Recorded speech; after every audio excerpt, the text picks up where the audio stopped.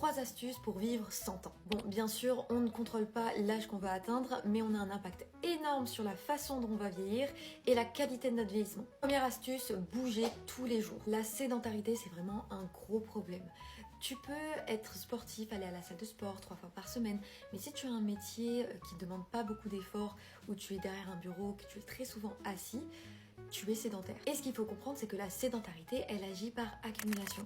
Ça veut dire que ça va pas être dramatique si tu ne bouges pas ton corps sur une journée, mais ça va être délétère sur ta santé si tu es sédentaire pendant 10, 20 ans. Et ça va très vite parce qu'on est beaucoup à ne pas se rendre compte qu'on est sédentaire, parce qu'on se dit justement qu'on va à la salle de sport et qu'on pratique un sport plusieurs fois dans la semaine, ce qui est déjà très bien, mais la sédentarité, ça s'installe vite et ça a des conséquences sur ta résistance à l'insuline, sur ta perte de muscle, ta santé cardiovasculaire, la circulation, de l'inflammation, un impact cognitif. Deuxième astuce, c'est le renforcement musculaire. Très important, autant chez les hommes que chez les femmes. Le renforcement musculaire, c'est vraiment un pilier de la santé. Avec l'âge, on va perdre du muscle et ça va commencer tout doucement vers 30 ans.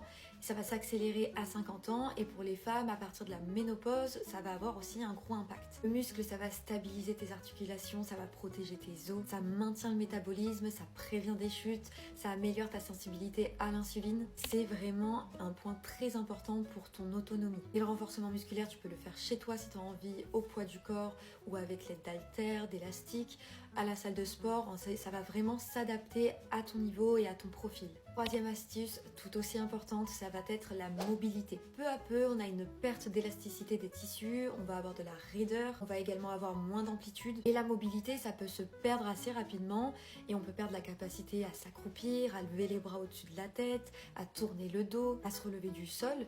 Et travailler sa mobilité, c'est comme pour le renforcement musculaire, ça va nous permettre d'être plus autonomes. Ça se travaille quand même assez facilement en faisant des étirements, des squats, des mouvements doux et contrôlés.